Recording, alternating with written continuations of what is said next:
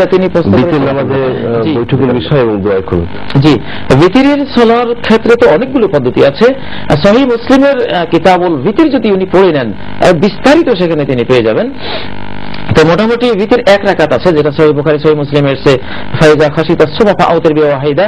কেউ যদি তাহাজ্জুদ পড়তে পড়তে এখন বোর হয়ে যাবে অবস্থা, তখন এক রাকাত ভিতর তিনি পড়লেন, আল্লাহু আকবার পড়ে সানা পড়লেন, তাআউয তাসমিয়া পড়লেন, সূরা ফাতিহা পড়লেন, অন্য সূরা মিলালেন, সূরা মিলাবার পরে রুকুতে গেলেন, রুকু থেকে উঠে হাত তুলে তিনি দোয়া কুনুত পড়লেন, অথবা রুকুর আগে তিনি দোয়া কুনুত পড়তে পারেন। এটি আপনি বললেন তাহাজ্জুদের পরে যদি সময় না থাকে তাহলে এক রাকাত। কিন্তু কেউ যদি এশা নামাজের পরে বিতির পড়তে গিয়ে যদি এক রাকাত পড়ে সেক্ষেত্রে সেটাও বৈধ, সেটাও বৈধ, হ্যাঁ এক রাকাত পড়তে পারবে। আর ভিতরে যেটা তিন রাকাত পড়ার দুটি পদ্ধতি সহিহ আছে। একটি হলো এক নাগায় তিন রাকাত, যেটা আয়েশা থেকে বর্ণিত, নাসাই, ইমাম আবু দাউদ, মুয়াত্তা ইমাম মালিকের মধ্যে যে হাদিসটি আছে, কানা রাসূলুল্লাহ সাল্লাল্লাহু আলাইহি ওয়াসাল্লাম ইযা আওতারা বিসালাতিন লাম ইয়াকুদিল্লা ফি আখিরিহিন্না। নবী সাল্লাল্লাহু আলাইহি ওয়াসাল্লাম তিন রাকাত ভিতর পড়লে শুধু শেষ রাকাতে বসতেন, দ্বিতীয় রাকাত পড়ে তিনি আর বসাবসি করতেন না। আচ্ছা, এটা হলো এক পদ্ধতি সরাসরি। সেক্ষেত্রে দোয়া কুনুত কখন বলবেন? হ্যাঁ, সেটা তিনি রুকুর পরে পড়তে পারেন, রুকুর আগে পড়তে পারেন। তৃতীয় রাকাতে সূরা ফাতিহার পরে সূরা মিলিয়ে তারপরে পড়বেন নাকি যাবেন?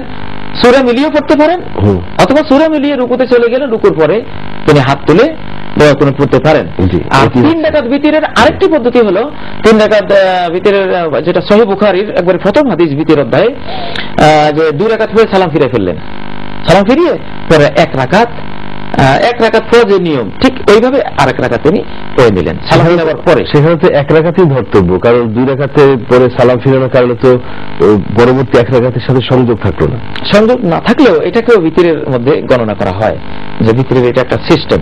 সেটা কি এক রাকাতের আগে দুই রাকাতকে মিলিয়ে তিন রাকাত হিসেবে ধরা হবে? এটা তিন রাকাতে কিন্তু মাঝখানে সালাম, অর্থাৎ দ্বিতীয় রাকাতে বসে সালাম ফিরে ফেলবে, কিন্তু দ্বিতীয় রাকাতে বসলেও সালামও ফিরালো না, আবার উঠলো। এই সিস্টেমটা সহিহ কোনো হাদিসে বলা নাই। যে কোনো নামাজের পরিসমাপ্তি হচ্ছে সালামের মাধ্যমে। হ্যাঁ, সালাম। দুই রাকাত পরে যখন সালাম ফিরানো হলো তখন তো নামাজ শেষ হয়ে গেল।